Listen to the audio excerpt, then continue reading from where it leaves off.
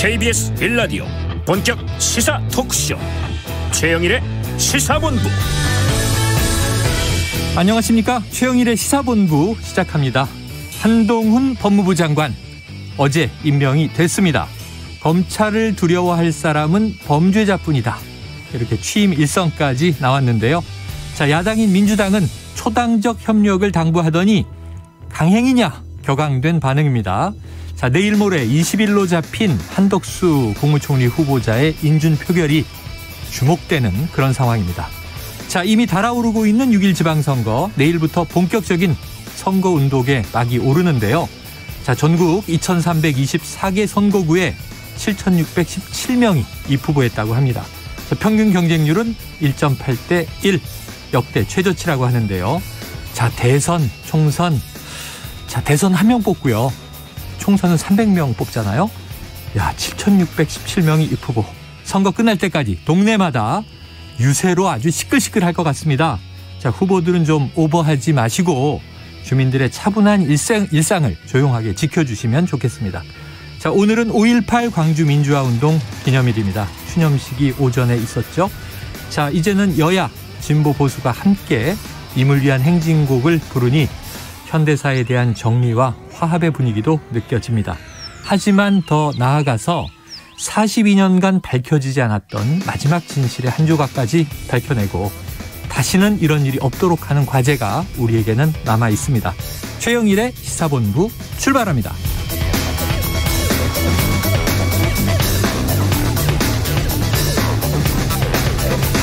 네, 1부에서는요. 오늘의 핵심 뉴스를 한입에 정리해드리는 한입뉴스 기다리고 있고요. 오늘 2부에서는 6.1 지방선거 후보 릴레이 인터뷰. 자, 오세훈 국민의힘 서울시장 후보와 이야기 나눠보겠습니다. 자, 10분 인터뷰 시간에는요. 5.18 진상조사위원회 비상임위원인 김희송 전남대 교수를 만나보겠습니다. 이어서 진격의 보수 사건본부도 준비되어 있습니다. 한 입에 쏙 들어가는 뉴스와 찰떡궁합인 디저트송 신청 매일 기다리고 있죠. 오늘 뉴스에 어울리는 노래가 있으면 문자샵 9730으로 자유롭게 보내주세요. 오늘의 디저트송 선정되신 분께는 커피 쿠폰 보내드립니다. 많은 참여 부탁드리고요. 짧은 문자 50원, 긴 문자는 100원입니다.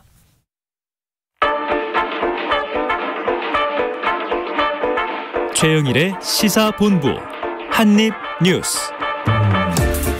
네, 오늘의 핵심 뉴스를 한입에 정리해드립니다. 한입뉴스 박정호 오마이뉴스 기자, 오창석 시사평론가 이미 자리 잡고 계십니다. 어서 오세요. 안녕하십니까. 자, 윤석열 대통령, 장관, 청와대가 아니죠. 대통령실 참모들, 그리고 이제 이 여당, 국민의힘 국회의원 모두 다 광주로 내려가자. 다 갔어요, 박 기자님? 오늘 네. 추념식 어땠습니까? 오늘 그러니까 윤석열 대통령 포함해서 이 새 정부 장관들, 대통령실 참모진, 국민의힘 의원, 당정 인사 100여 명이 오늘 이 용산에서 광주행 KTX 특별 열차에 동승을 했습니다. 대통령실은 여기 가깝네요. 바로 앞이잖아요.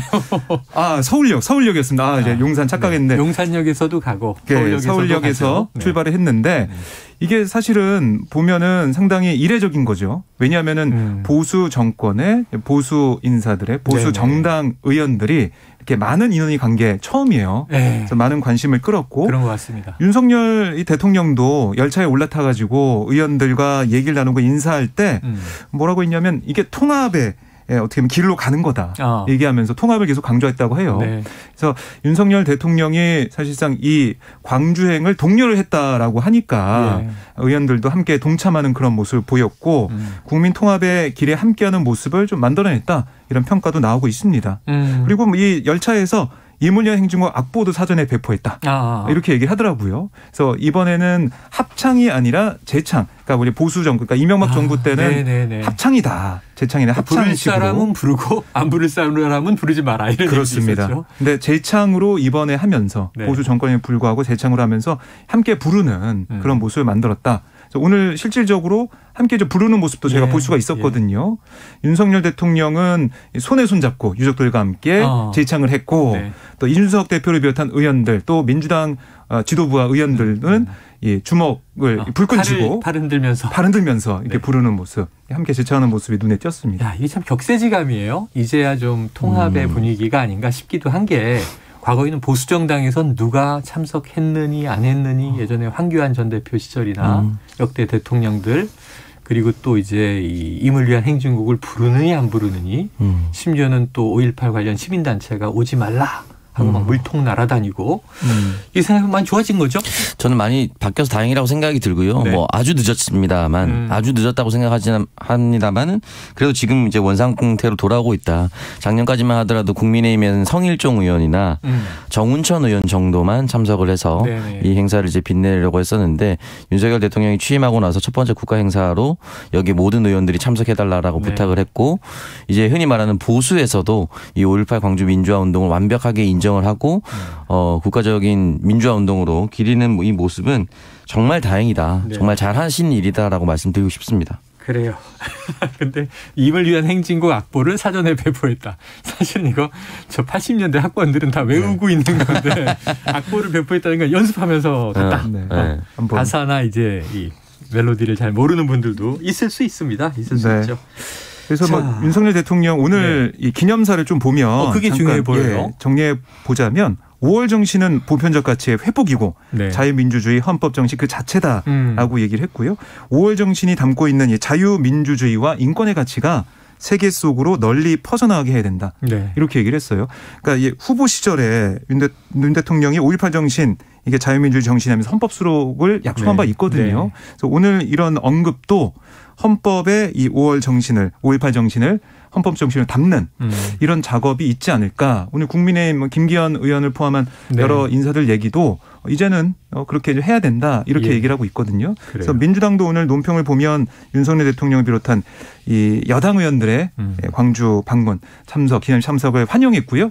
또 이 헌법에 정말 이 5.18 정신을 담는 게 이제는 더 이상 늦춰서 안 된다 이렇게도 예. 강조를 했습니다. 이것도 이제 여야 합의는 된 것 같아요. 네. 뭐 개헌을 하게 되면 권력구조 재편이 어떻게 될 것인가 이거는 의견이 다 갈리는 사안이지만 헌법 전문에 우리 저 3.1 정신, 임시정부의 법통, 네. 4.19 4.19 혁명의 정신 이어서 5.18 민주화운동의 정신까지를 전문에 담아야 한다. 이건 뭐 큰 이견이 없어져서 야 이게 김종인 전 비대위원장이 추년탑 앞에 무릎을 꿇은 이후 네. 얼마 만에 이제 이런 집권한 보수 또 이 정치인들의 모습을 보는 겁니까? 네, 이게 참 쉽게 발전은 안 하는 것 같아요. 네. 김종인 위원장이 무릎을 꿇은 게 제가 기억하기로는 이제 2016년 더불어민주당 비대위원장 때. 야, 6년 됐네요. 네, 그러니까 횟수로 이제 6년 되는 네. 거죠. 그렇게 민주당에서 보수 색채가 짙은 사람이 비대위원장으로 가서 무릎을 꿇고 다시 넘어가서 이제 국민의힘 비대위원을 맡으면서 또 이제 무릎을 꿇고 계속해서 이어져 왔단 말이죠. 네네. 그래도 아주 조금씩이지만 진전하고 있는 것 같습니다. 네, 또 이준석 대표의 지난 대선부터의 이른바 서진 정책 호남 구애 이제 이루어졌고 지금 이제 이번 지방선거에서도 한번 또 분위기를 우리가 지켜봐야 될 것 같습니다. 그런데 자, 이 윤석열 대통령의 5.18 기념사 그 내용 좋았던 것 같아요. 5월 정신이 우리 헌법 정신 그 자체다. 네. 화해와 통합의 분위기가 이루어졌는데 문제는 엉뚱한 일이 터졌습니다. 보통 이제 이 대통령의 연설문이 행사 전에 언론에 미리 전달되잖아요. 네. 대신 엠바고 해서 뭐 10시부터 이제 시기 시작되니까 그렇습니다. 그때까지는 공개하지 마시오. 참조하시오 하고 뭐 한두 시간 전에 전달되는데 네. 이게 유출됐다는 얘기는 뭐예요? 그러니까 이게 좀 사진 보신 분들 많으실 것 같은데요. 네. 윤 대통령 행사 참석을 몇 시간 앞두고 네. 윤 대통령이 집무실에서 연설문에 퇴거하는 모습 또 집무실 테이블에 놓여있던 연설문이 클로즈업 돼서 어떤 내용인지 알 수 있는 사진이 일부 매체 보도가 됐어요. 사진으로 찍혀서? 그렇습니다. 이거 대통령 집무실을 들어갈 수 있는 사람이네요? 맞습니다. 그래서 대통령실 관계자가 찍어서 유포했을 것이다. 이렇게 유추가 가능하고요. 허락을 안 받고? 그렇죠. 이게 사실은 허락을 받을 수가 없는 게 엠바고 걸려 있는 거기 때문에 네. 이게 유출되면 안 되는 거고요. 그래서 대통령실도 이 해당 참모를 경질해야 된다. 그러니까 이게 조사해서 조치를 취하겠다. 이렇게까지 얘기하고 있어요. 네네. 그리고 또 한 가지 사실은 어제 저희가 잠깐 다뤘지만 출입 기자들 보안 앱 깔아야 된다 이런 얘기를 했잖아요. 예. 대통령실에 근무하는 사람들도 보안 앱을 깔아서 이게 사진 찍거나 뭐 이런 게 유출이 안 되게 네. 조치를 취하고 있는데 이렇게 사진 찍어서 이게 나왔다는 것은 보안 앱을 안 깔고 있었고 네. 보안에 구멍이 뚫렸다는 지적이 나올 수밖에 없거든요. 이게 어떻게 보면은 좀 그럴 수도 있지라는 생각을 할 수도 있는데 네. 이게 이런 연설문 사진이라서 우리가 좀 가볍게 생각할 수도 있는데 이게 뭐 다른 보안 시설이나 이런 거에 적용이 된다면 큰일로 뭐 발전할 수도 있는 겁니다. 요새 정치인들이나 뭐 이제 관료들도 네. SNS에 이런 좀 의미 있는 장면들 찍어서 올리고 자랑질 하잖아요. 이해는 되는데 네. 대통령이 지금 퇴고 중인 연설문을 찍어서 임의로 이제 이거를 뭐 어디 올렸다면 좀 심각한 문제예요. 만약에 이게 뭐 국가기밀이면 어쩔 뻔했어요. 예를 들면. 네. 그리고 지금, 대통령의 집무실 책상 위치 자체도 기밀입니다. 그러니까 오평관님 누굽니까? 빨리 특정하세요. 누구예요? 누군지 사진 받은 거 보였어요. 누군지는 알 수 없는데 네. 기본적으로 이제 대통령의 모든 것은 사실은 기밀 사항이라고 저는 그렇죠. 생각이 드는데 보안 앱에 구멍이 뚫린 것인지 보안 앱을 깔지 않고도 드나드는 사람이 있는 것인지는 확인을 좀 더 해봐야 될 것이라고 생각이 들고요. 말씀하셨다시피 내가 대통령과 이렇게 가깝다 또는 나의 권세가 이렇게 크다라는 걸 알리다가 엇나가는 것들이 대선 후보 기간 중에도 있었잖아요. 예를 들어서 기차 안에 다리를 올렸던 것이 사실은 이상일 전 의원이 내부에서 나온 거였죠. 네, 내가 바로 옆에 있다. 후보 옆에. 이거 언급하지 말아주세요. 본인은 얼마나 지금 또 이 얘기 또 하나 그러고 민망하겠습니다. 근데 이제 그때는 후보 시절이었으니까 한 사람의 질책이었지만. 그리고 이제 당선되셔서 취임까지 했으니까. 지금 이제 대통령은 우리나라의 가장 중요한 사람입니다. 가장 중요한 이 중차대한 일들에 대해서는 이렇게 좀 경솔한 결과들이 나오면 안 된다. 우려의 말씀을 좀 드립니다. 본인은 이렇게 얘기할 거예요. 대통령이 5.18에 이만큼 신경 쓰는 모습을 곁에서 지켜보다 감동하여 이걸 국민들과 나누고 싶었다. 이렇게 공익적 차원에서 이야기했지만 어쨌든 뭐라고 해도 허락받지 않고 유출된 건 이것은 이제 굉장히 심각한 문제다. 자, 이거 밝혀지겠죠? 네, 그렇습니다. 이게 아마 조치를 어떻게 했는지도 아마 대통령실에서 알릴 걸로 예상이 됩니다. 경질이 될 가능성이 있습니까? 경질 플러스 아니면은 어떤 조치 여러 가지 상황이 있겠지만 대통령실이 이걸 가벼이 여기지 않는다는 기류거든요. 좀 더 봐야겠습니다. 만약 문제가 지금 있어서 구설에 오른 비서관이 여기까지 더해지면 이 결정타는 될 수 있겠다 이런 생각도 들어요. 그렇게 생각할 수 있습니다. 하지만 누군지 모르니까 일단 지켜보도록 하죠. 대통령실에서 조치할 것으로 생각이 됩니다. 자, 이거 중요한 뉴스인데 어제 오후에 나왔죠. 결국 한동훈 법무부 장관 후보자 임명됐고 어제 취임까지 했습니다. 이제 법무부 차원의 여러 가지 조치들이 또 나오는 것 같은데 지금 민주당 분위기는 싸늘해졌겠어요? 네, 그러니까 이게 이제 어제 국회 운영위가 진행되는 가운데 임명이 됐어요. 김현숙 여가부 장관 후보자 함께 한동훈 법무부 장관 후보자가 임명이 됐는데요. 민주당에서는 어제 제가 이제 광주 이 전야제 5.18 전야제도 취재 갔었는데 어제 광주를 다녀오셨군요. 네, 전야제에서 만난 민주당 의원들도 상당히 격앙된 분위기였습니다. 그러니까 이 월요일에 국회를 찾아가지고 시정연설을 했을 때 초당적 협력을 강조했는데 그 이후에 바로 다음 날 한동훈 후보자 임명한다. 이거는 협력이나 협치로 볼 수 없는 그런 행동들이 나오고 있는 거 아니냐 이런 지적을 했고요. 또 내부에서는 해임 건의안을 당장 내놔야 되는 거 아니냐 이런 얘기까지 나올 정도예요. 물론 이거는 개개인의 의원들마다 생각이 좀 다른 부분이 있지만 그만큼 윤석열 대통령의 협치 이 생각, 통합 생각은 맞지 않는 그런 인사다 이런 비판이 계속 나오고 있습니다. 자, 우평론가님, 이 한동훈 이 법무부 장관 카드를 윤 대통령이 결코 놓지 않을 것이다. 이건 예상됐던 거고. 또 이게 임명하면 이게 한덕수 총리 후보자 인준과 연계되지 않겠는가? 민주당이 당연히 반발하겠지. 이것도 예상됐던 거고. 예상됐던 대로 가는 거예요. 자, 이 상황은 어떻게 좀 정리가 필요할까요? 그래서 여기서 이제 흔히 말하는 그 법률적 문제 너머에 정치력이라는 것이 필요하다고 생각이 드는데 민주당은 말씀하셨다시피 한동훈 후보자 같은 경우는 지금 장관이 됐던 것처럼 강행할 것이라고 충분히 예상할 수 있었고요. 그 연동돼서 한덕수 총리를 어떻게 할 것인가에 대한 결론을 미리 내려놓고 사전 설정을 해놓고 그 정치력을 다시 되짚어서 준비를 했었어야 됩니다. 근데 지금 보면은 민주당이 의총을 열고 회의를 어떻게 하고 한덕수 후보자를 어떻게 할 것인지에 대한 논의가 이제 하고 있는 것 같아요. 그렇다면 이 시나리오 자체를 안 쓰고 있었다는 건데 누가 보더라도 예상할 수 있는 시나리오를 예상하지 못하고 이 결과에서 어떻게 할 것인가에 결론을 내리지 못했다면 정치력 부재입니다.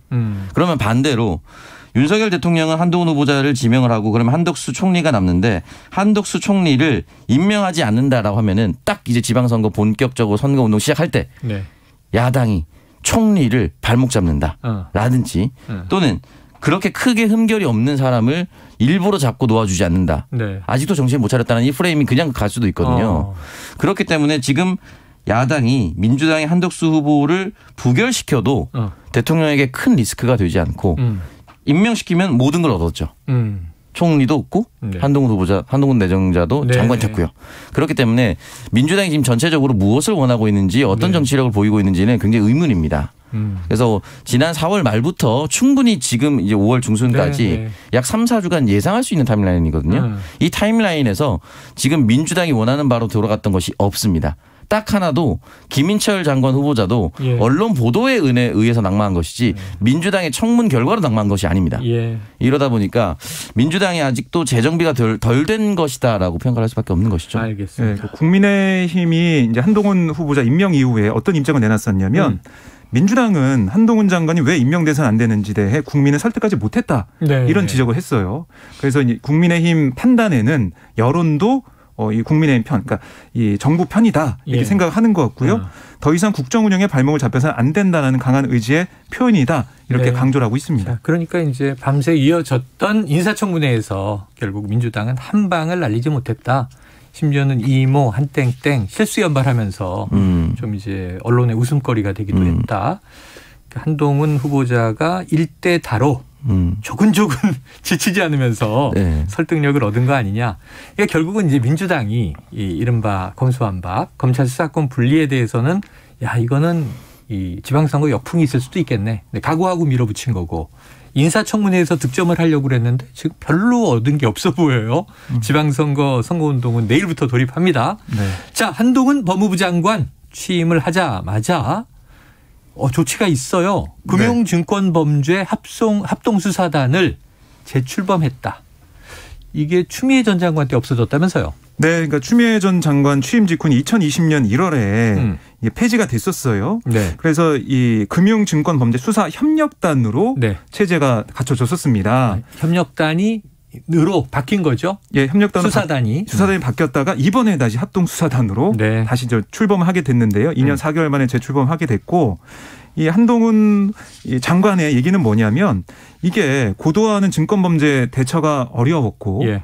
서민의 피해가 우려됐었다. 근데 이런 합수단의 존재가 있어야지 이런 것들을 막고 범죄자들을 잡아들이고 하는데 협력단으로 바뀌면서 제대로 효율적인 수사를 할 수가 없었다라는 거예요. 네. 이게 다시 부활시키면서 좀 의지를 보인 그런 상황인데 그래서 어쨌든 이게 정권이 바뀌고 나서 이게 바뀌면서 일각에서는 뭐 라임, 뭐 옵티머스, 신라젠 사태, 그러니까 이게 여권 인사들이 연루된 네. 이런 수사 이걸 계속해서 좀 들여다보는 게 아니냐 이런 우려도 나오고 있는데요. 네. 어쨌든 검사가 추가가 되고 직접 수사를 강화하면서 이 금융범죄에 있어서는 최대한 이 범죄자를 네. 하나 빠짐없이 물새통 없이 잡아드리겠다. 뭐 이런 얘기를 하고 있는 상황입니다. 자, 관련해서 이슈는 계속 이어서 말씀을 나눌 텐데 지금 12시 38분을 넘어가는 시간 점심시간에 교통 상황을 좀 알아보고 와서 이어가겠습니다.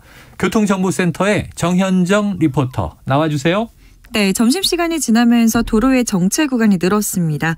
먼저 영동고속도로 강릉으로 향하는 길인데요. 서창분기점에서 월곶분기점까지 정체고요. 둔대분기점에서 부곡까지 밀리고 있습니다. 더 가서 용인에서 양지터널 부근까지는 6km 구간 정체가 있고요. 제2경인고속도로 성남 쪽으로 문학에서 서창, 안현분기점을 지나서 광명까지 속도 못 내고 있습니다. 반대 인천 쪽입니다. 남동에서 문학 사이와 인천시점에서 각각 정체 있고요. 수도권 제1순환고속도로는 일산 판교 방향으로 정체가 집중되어 있습니다. 계양에서 송내까지 5km 구간 정체고요. 소래터널 부근에서 안현분기점까지도 5km 구간 속도 못 내고 있습니다. 경부고속도로 서울 쪽으로 양산에서 정체가 시작됐고요. 수도권에서는 수원과 달래내에서 반포까지 정체입니다. KBS 교통정보센터에서 정현정이었습니다.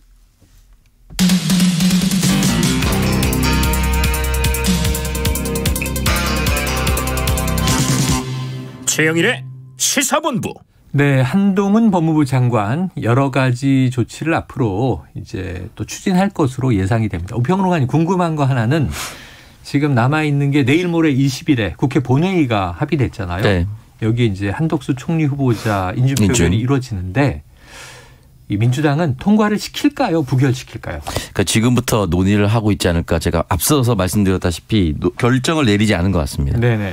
만약에 결정을 내렸었더라면. 아까 정치력 부재를 비판하셨는데 다 결정된 게 하나도 없네요. 그러니까 이게 결국은 그게 역시 정치적 부재라는 거죠. 그러니까 한동훈 후보자 임명되는 순간 그러면 우리는 한덕수 총리 이건 협치를 먼저 깼기 때문에 한덕수 총리 부결시킨다라는 공식 성명 같은 게 나왔어야 되는데 네네. 그게 안 나왔다는 것은 이걸 두고 아직 결론 못 내렸다는 거 아니겠습니까? 네네. 결론 못 내렸다는 것은 당 지도부가 이걸 어떻게 할지 여론조사를 제대로 못 끝냈다라는 것이고 그럼 지금 이제 며칠 안 남았는데 이거 지금 이틀 동안 하겠다는 거 아니겠어요? 그러니까 이틀 동안 하면 좋은 결과가 나오기 어렵습니다. 네. 그러면 아마 제가 생각했을 때 뭐 문희상 전 국회의장도 다른 인터뷰에서 결국은 임명을 해줘야 된다라고 얘기했던 것처럼 그렇게 끌려갈 수밖에 없다고 봅니다. 현재로서는. 그래요. 아유 이게 오랜만에 또 청취자의 반가운 문자가 1440님 아침엔 뉴스 최영일님 아니십니까? 이거 타사 프로입니다. 이른 아침 새벽 프로고요. 자 타 지역 왔다가 채널 탐색 중 반가운 목소리가 들려서 주차하고 문자 보냅니다. 오늘부터 채널 등록해 놓겠습니다. 그 프로 타사 프로는 새벽에 동시간대 1위 하는 거고요. 지금은 제코가 석자예요. 자, 최영일의 시사본부, 시사본부장님으로 오늘부터 1일. 자, 지금 그 역할을 이제 박정호 기자, 오창석 평론가가 해주고 계시니까 이 커플의 한입뉴스 많이 사랑해 주시기를 다시 한번 당부를 드립니다. 자, 민주당의 정치력 부재 얘기만 계속 나왔는데, 자, 이번에는 이제 대통령실 얘기해 보죠. 사과는 했는데 사퇴는 없다.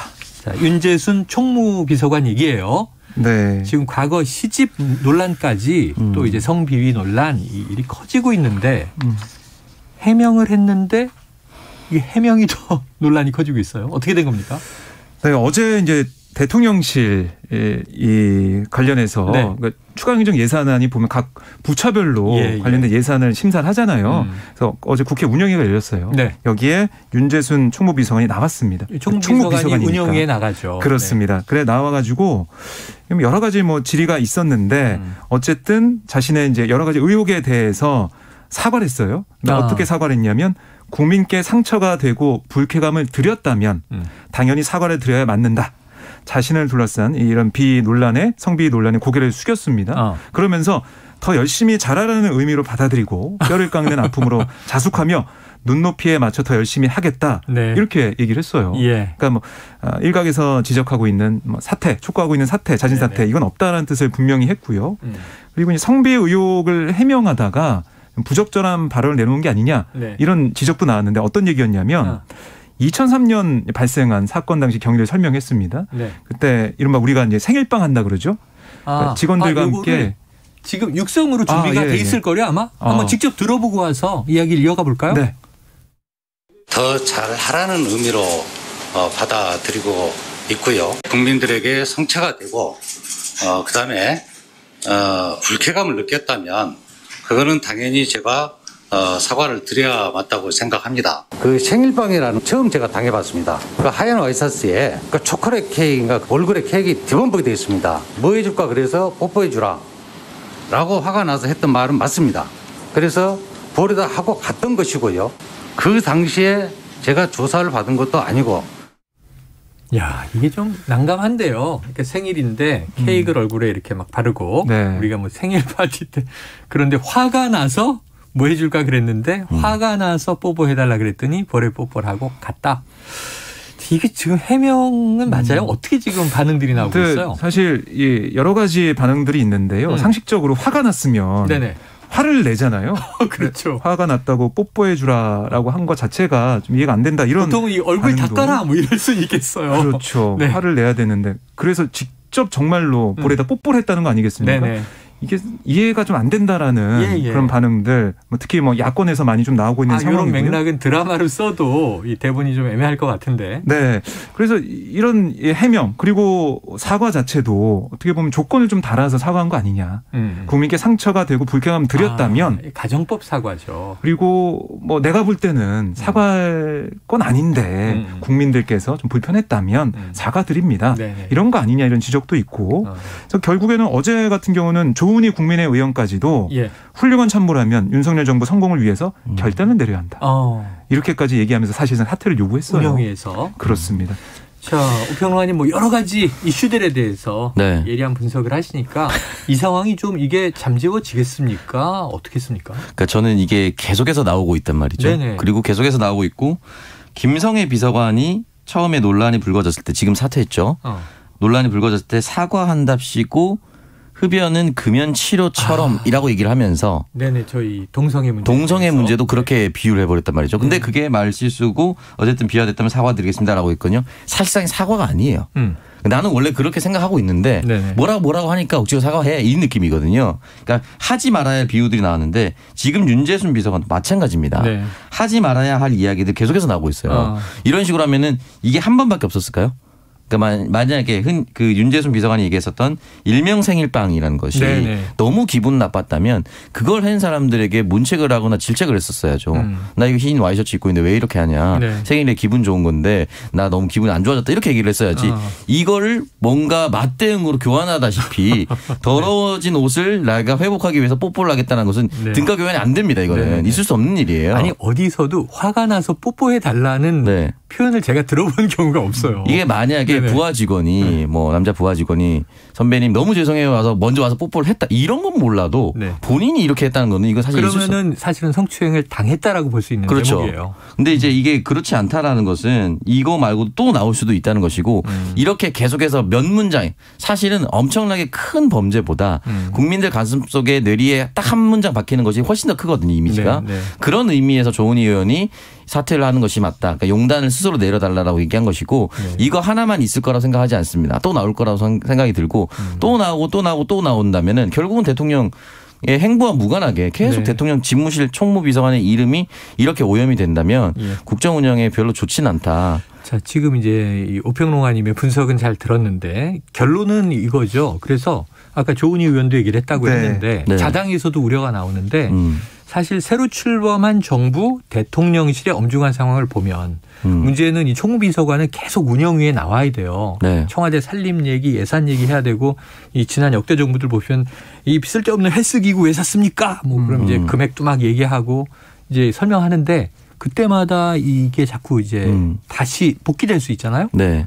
사퇴하겠습니까 그런데? 저는 사퇴를 하는 게 대통령한테 훨씬 도움이 될 거라고 생각이 네. 들고요. 말씀하셨다시피 총무비서관이 계속해서 나오는데 지금의 해명의 태도를 보면은 다른 질문이 들어오더라도 해명의 태도가 이런 식의 네. 방식으로 돌아올 수 있다는 것이죠. 그러니까 저는 뭐 집무실에 별로 도움이 되지 않고 조은희 의원을 저는 앞으로 좀 주목을 많이 해야 된다고 봅니다. 알겠습니다. 네. 주목해 보죠. 어떻게 될지 계속 갈지 잠재워질지. 자, 이번에는 갑자기 시간은 얼마 안 남았지만 갑자기예요. 갑자기 코너 속 코너예요. 한입뉴스 안에 한입오락관. 자, 지금 지방선거 시작하잖아요. 광역이 17곳이에요. 자, 박 기자님. 네. 또 밑도 끝도 없이 몇 대 몇? 저는 9대 8. 9대 8. 여권이 9곳. 그다음에 국민의힘 9곳 가져가고 야당이 8곳. 민주당 8곳. 17곳 중에. 거의 무승부 팽팽? 저는 그럴 거라고 봅니다. 지금 아까 뭐 저희가 윤재순 비서관 얘기도 했지만 네네. 이런 인사 문제나 이런 것들을 볼 때 이게 좀 쌓여가는 게 아닌가. 그래서 여권이 그러니까 중요하기도 하고 유리한 선거 국면이죠. 사실은 네. 대선 이후에 빠르게 치러진 선거니까. 그럼에도 불구하고 조금 어떻게 보면은 견제하는 그 심리가 좀 발휘되지 않을까 생각해서 거의 이제 비등하게 가지 않을까 네. 생각이 됩니다. 그렇게 보면 민주당은 선방이에요. 왜냐하면 7곳에서 8곳은 지켜내겠다. 네. 사실은 지금보다 많이 줄어드는 거긴 합니다만 네. 2018년에 워낙 많이 네. 이겨나서. 자, 오평론가님. 지금 고민하지 마시고. 그렇다면 저는 여권이 10, 야당이 7. 조금. 그럼 이러면 이제 10대 7. 뭐 그래도 중간 정도네. 네, 중간 정도인데 이거는 제가 생각했을 때 민주당의 최대치일 수도 있다. 민주당의 최대치일 수도 있다. 더 이를 수도 있다. 네, 그럴 가능성도 현재로서는 있다고 생각합니다. 네. 네. 근데 그럼 10대 7 정도 되면 이거는 이제 이 지금 집권당의 승리 이렇게 봐도 되겠죠?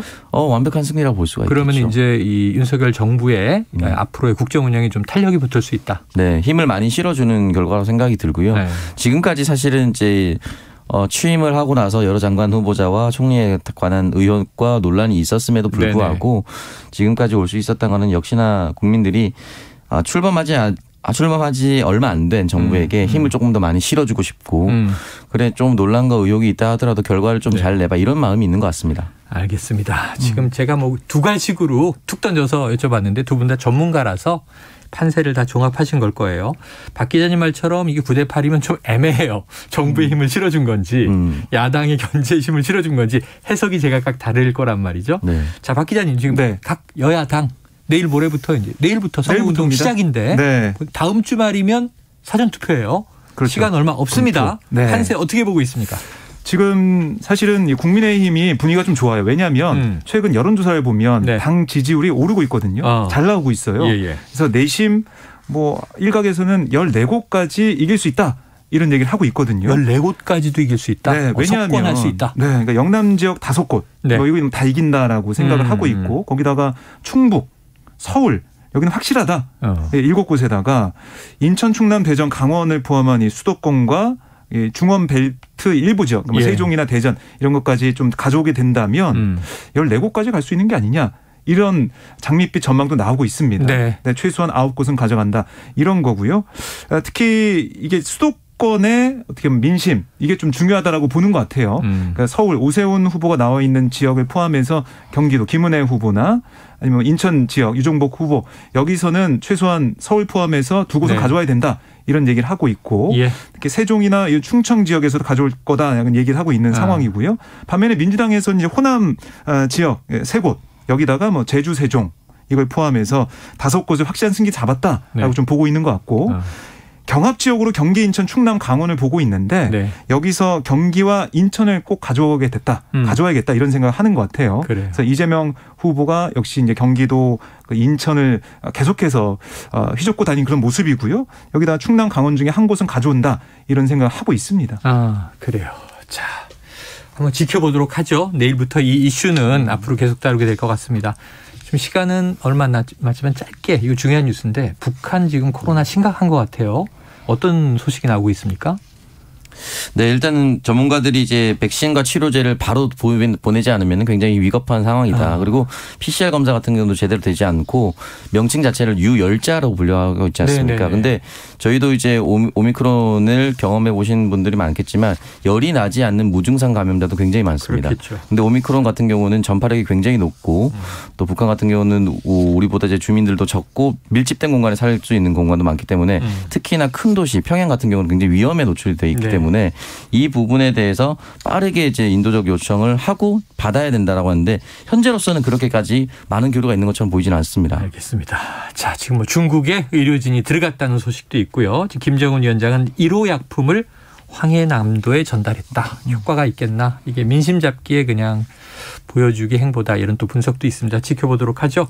오늘 한입뉴스 박정호 기자, 오창석 평론가 수고하셨습니다. 고맙습니다. 자, 청취자 8356님. 당신의 죽은 뒤 장례식을 치르지 못해 내 삶이 장례식이 되었습니다. 되새겨보면 아주 끔찍한 문장이에요. 한강 작가의 소설 소년이 온다의 한 구절인데요. 가족, 친구, 이웃과 함께하는 평범한 일상을 지키기 위해 희생당한 그날을 기억하며 김광석의 광야에서 신청합니다. 노래 듣고 2부로 돌아오겠습니다. 하얀 옷에 핏줄 있다. 해 뜨는 동해에서 해 지는 서해까지 뜨거운 남도에서 광활한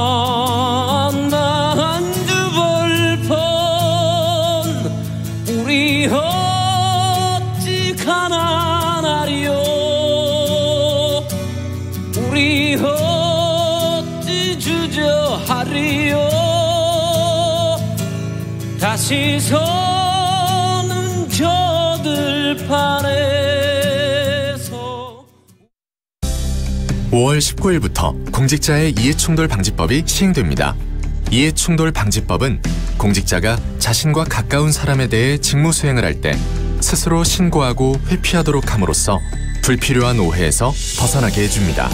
또한 부동산을 개발하는 공공기관의 공직자는 자기 소유의 부동산이 개발구역 안에 있다면 이를 신고해야 하고 자신에게 민원을 신청한 퇴직자와 골프를 치거나 여행을 갈 때에도 신고해야 합니다. 공직자의 이해충돌 방지법이 더 공정하고 청렴한 공직 문화를 만듭니다. 이 캠페인은 국민권익위원회와 함께합니다.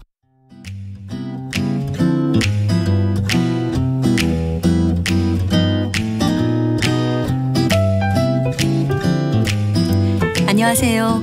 바른말 고운말입니다. 많은 분들이 좋아하는 음식 중에 두루치기라는 것이 있습니다. 이것은 쇠고기나 돼지고기 또는 조갯살이나 낙지 같은 것을 잘게 썰어놓고 각종 야채와 함께 볶다가 양념한 국물을 부어서 끓여낸 음식이죠. 두루치기란 말은 두루두루 둘러 저어가며 데치듯 익혀내는 동작에서 유래됐다는 말이 있는데요. 주 재료가 무엇이냐에 따라서 두부두루치기, 낙지두루치기 등과 같이 부릅니다. 그런데 이 두루치기란 말을 음식 이름으로 사용하지 않는 경우도 있습니다. 주로 두루치기로의 형태로 쓰여서 한 가지 물건을 여기저기 두루 씀 또는 그런 물건을 뜻합니다. 예를 들면 경운기 한 대를 동네 사람들이 두루치기로 몰고 다녔다. 이렇게 말할 수 있습니다. 또 두루 미치거나 두루 해당함이란 뜻도 있어서 학생들을 두루치기로 혼냈지만 실상은 수업에 빠진 학생에게 들으라고 한 말이었다. 이렇게 표현할 수 있습니다. 그리고 그녀는 일과 운동, 집안 살림 등 못하는 것 없는 두루치기다 라고 한다면 한 사람이 여러 방면에 능통함 또는 그런 사람을 뜻합니다. 이와 관련된 동사로는 두루치다가 있습니다. 기본적으로 앞서 두루치기에서 나왔던 것처럼 한 가지 물건을 여기저기 두루 쓰다라는 뜻을 갖고 있지만 그 외에도 이것저것 두루쳐 말하다처럼 꼭 집어 말할 수 없이 여럿이 해당되게 하다를 뜻하기도 합니다. 바른말 고운말 아나운서 변희영이었습니다.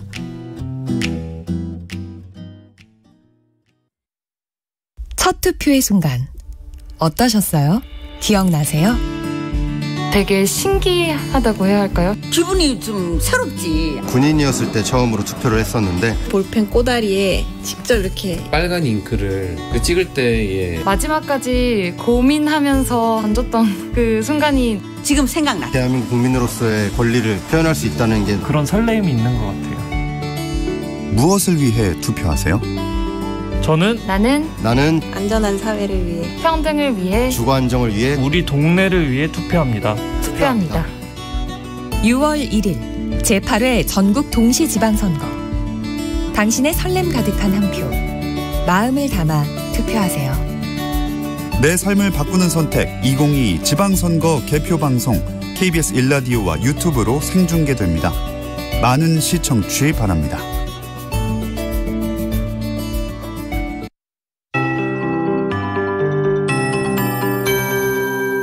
KBS 58분 날씨.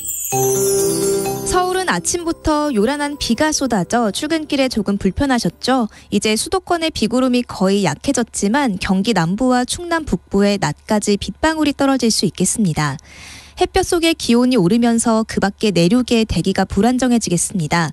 강원 내륙 산지와 전북 동부, 경북 내륙에 오후까지 천둥 번개를 동반한 소나기가 지날 텐데요. 대부분 5mm 정도가 오겠지만 강원 내륙 산지, 충북 북부는 최대 20mm가 내릴 수 있겠고요. 강원 영서와 충북, 경북 내륙에 우박이 떨어질 가능성도 있습니다. 아직 동해안과 충청 이남에는 건조주의보가 내려져 있습니다. 불씨 관리 잘 해주셔야겠고요. 중부지방은 바람이 강해지고 있어 안전에 유의해 주셔야겠습니다. 강원 산지를 중심으로 강풍주의보가 내려진 가운데 낮에는 충남 서해안에도 특보가 발효되겠습니다. 이 바람은 내일 오전까지 이어지겠습니다. 오늘도 낮에는 더운 감이 있겠는데요. 동쪽 지역은 어제보다 기온이 훌쩍 오르겠습니다. 한낮에 서울이 26도, 부산 25도, 대전, 광주 29도, 강릉은 30도, 대구, 포항이 31도 안팎까지 오르겠습니다. 오늘 수도권과 충남은 종일 공기가 탁하겠습니다. 지금 서울의 기온은 23.9도, 습도는 44%입니다. 박다효입니다.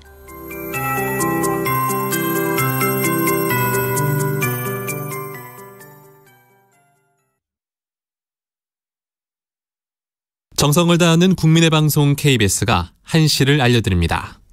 AM 711kHz, FM 97.3MHz, KBS 1라디오입니다. HLKA.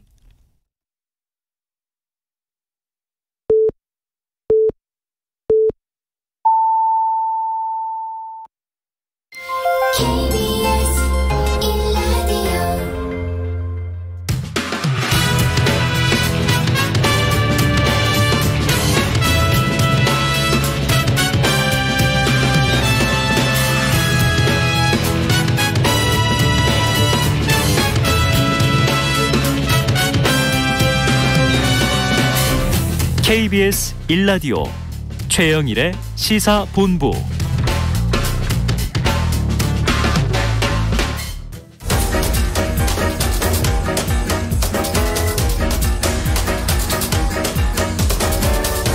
네, KBS 1라디오 최영일의 시사본부가 6.1 지방선거 후보 릴레이 인터뷰를 마련했습니다. 선거까지 딱 2주 남았는데요. 후보들의 면면을 들여다보겠습니다. 자, 오늘은요. 오세훈 국민의힘 서울시장 후보와 전화로 인터뷰를 나눠보겠습니다. 자, 오 후보님 안녕하세요. 네, 안녕하세요. 반갑습니다. 네, 자, 오늘이 또 날인지라 오전에 5.18 서울 행사를 다녀오셨던데요.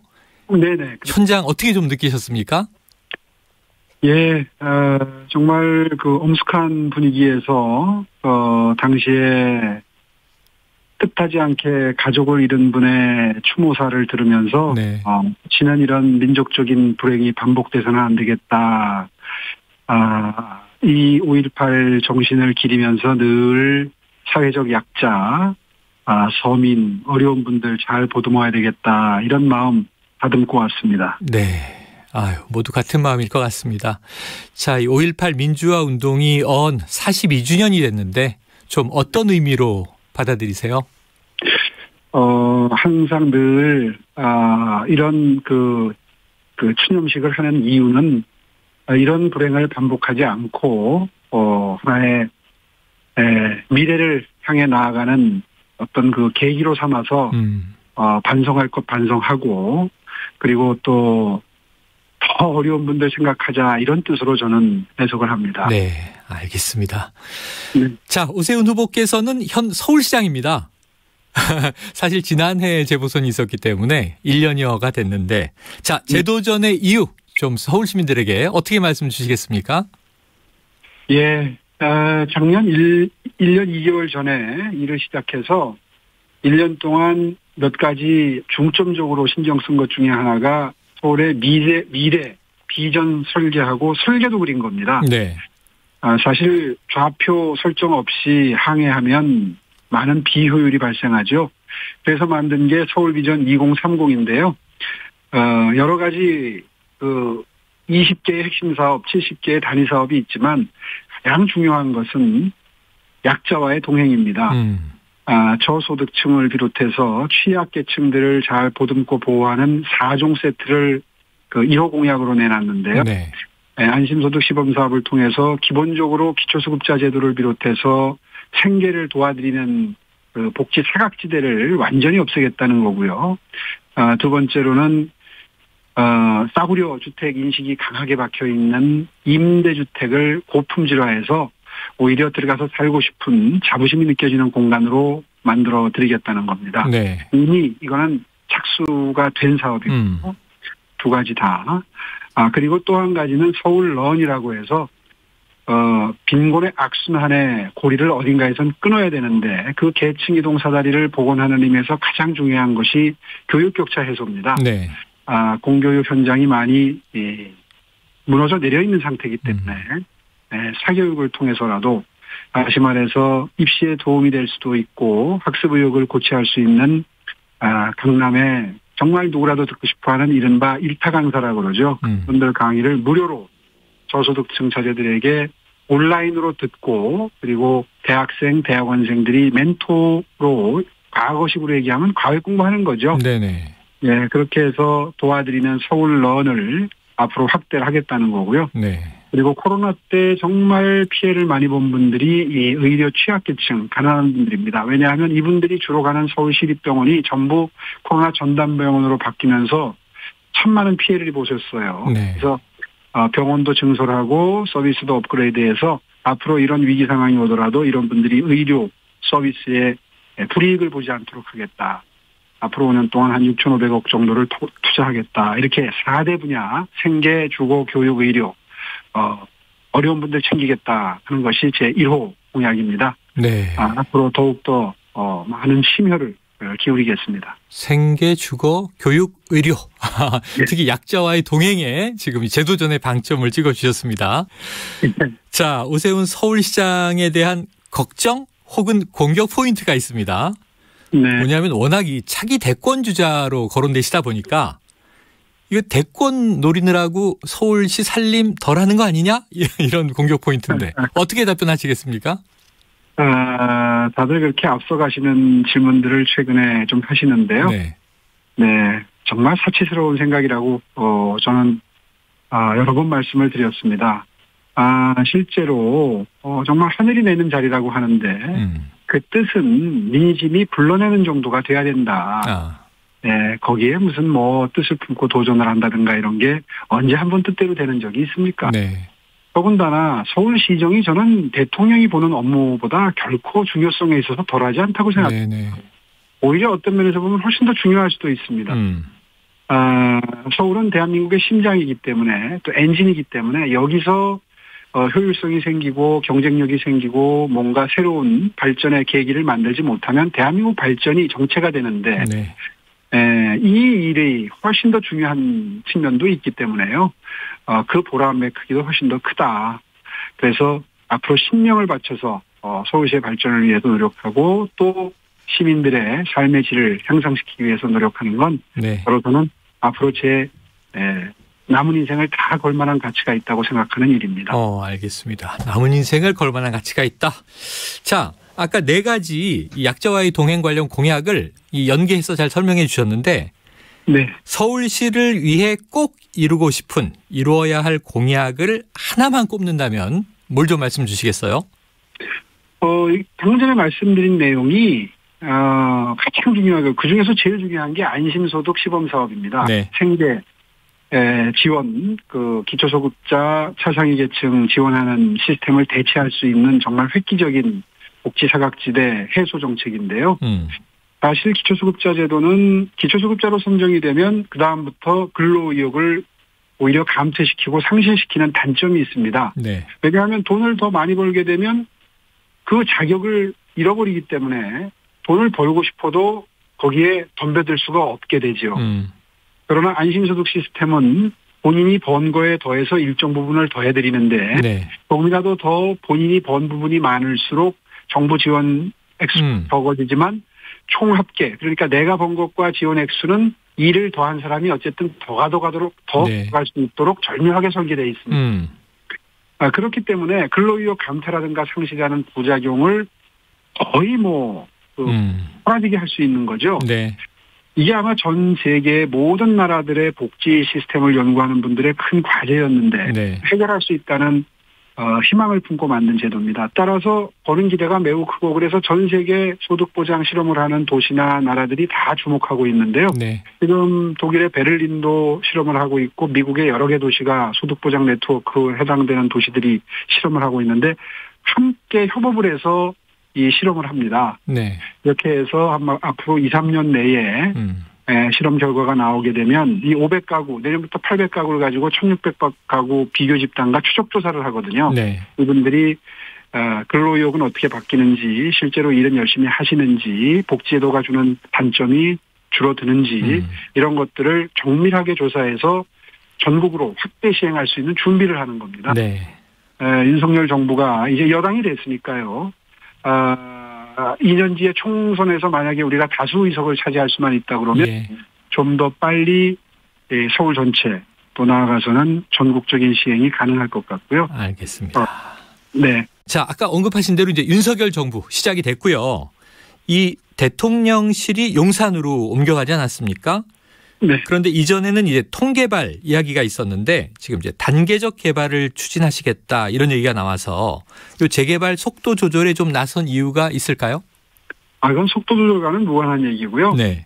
원래 용산, 이건 이제 용산 공원이 아니라 용산 정비창 얘기입니다. 용산 정비창을 국제 업무지구로 만드는 네네. 그런 계획이 지금 진행 중에 있는데요.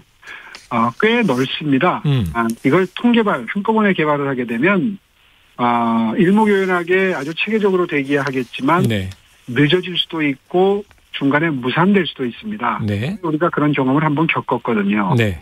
리먼 계획이 세워졌다가 리먼 브로더스 그 경제 위기가 오는 바람에 계획 자체가 무산된 적이 있습니다. 네네. 그래서 이번에는 그런 우를 범하지 않기 위해서 지난번에 계획 때처럼 통개발을 하는 게 아니라 구획을 좀 나누어서 순차적으로 착수를 하게 되면 훨씬 더 성공 확률이 높아지겠다. 이런 구상을 말씀드렸습니다. 네, 알겠습니다. 자, 그런데 또 지금 일부 시민단체에서는요, 이 용산 미군기지 여러 곳에서 발암물질이 검출되고 있다. 그래서 연내 개방은 좀 이제 우려를 표한 바가 있잖아요. 이거 좀 시에서 파악하고 계십니까? 그럼요.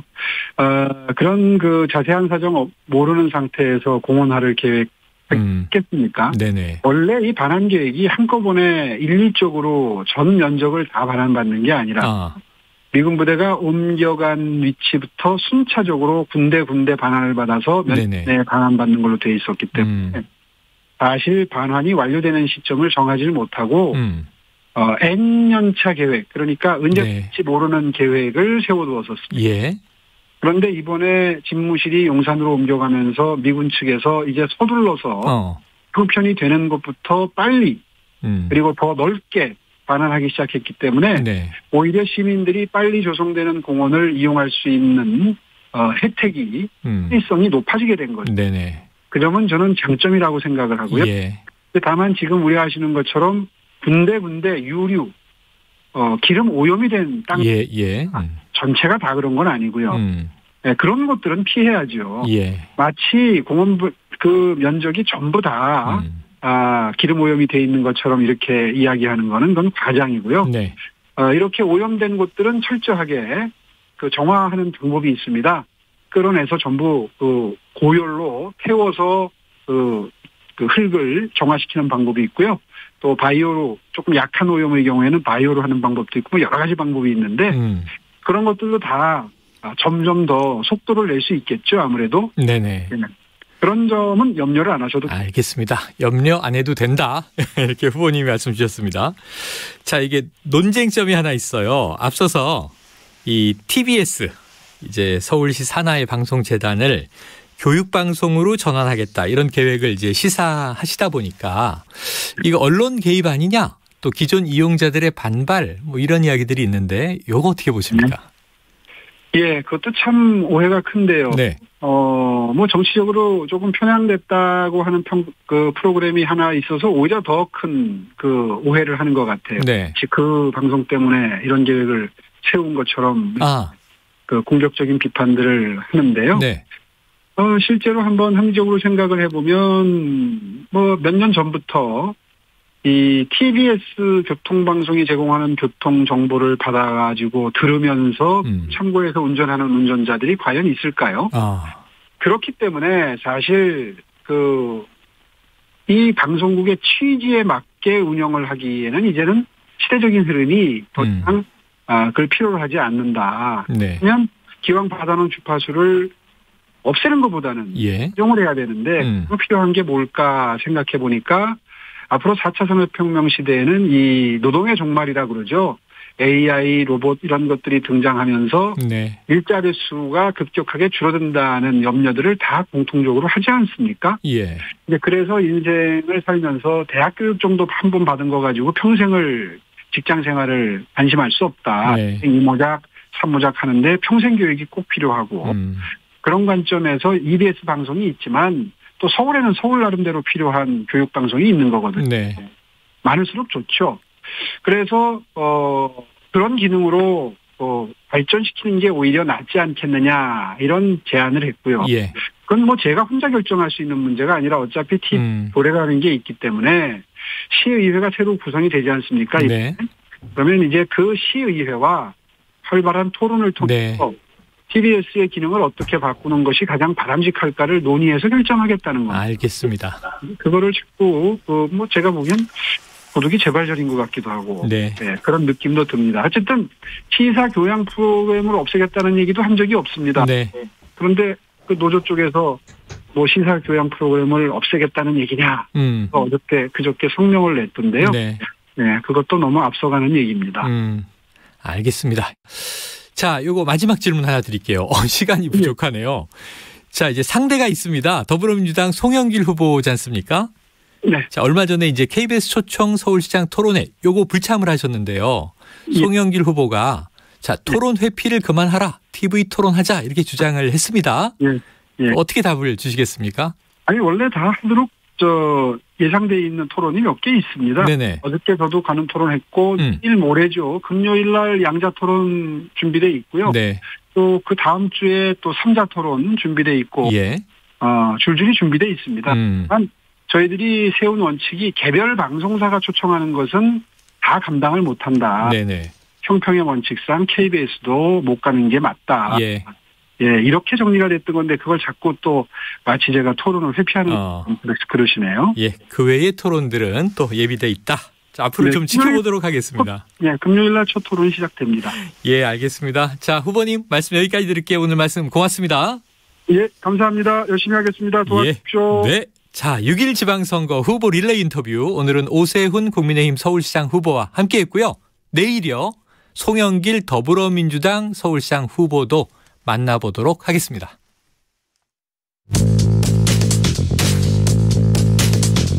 최영일의 시사본부는 여러분과 함께합니다.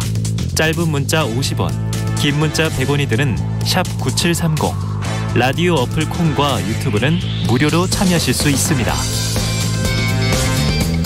네, 오늘은 5.18 민주화 운동이 42주년을 맞는 날입니다. 어제 3년 만에 정상적으로 전야제가 열렸고요. 오늘은 5월을 드립니다 하는 주제로 기념식이 열렸는데요. 오랜 시간이 흘렀지만 여전히 풀어나가야 할 과제가 많은 5.18과 관련된 이야기를 나눠보려고 합니다. 자, 5.18 진상규명조사위원회 조사위원인 전남대 5.18 연구소 김희송 교수, 연구교수를 전화로 연결하겠습니다. 자, 교수님 안녕하세요. 네, 안녕하세요. 김성입니다. 교수님께서 이 진상을 밝히기 위한 많은 활동을 해오신 것으로 알고 있습니다. 개인적으로는 어떤 계기가 있으셨는지 궁금하고요. 또 42주년을 맞는 5.18 어떻게 느끼고 계신지도 궁금한데요.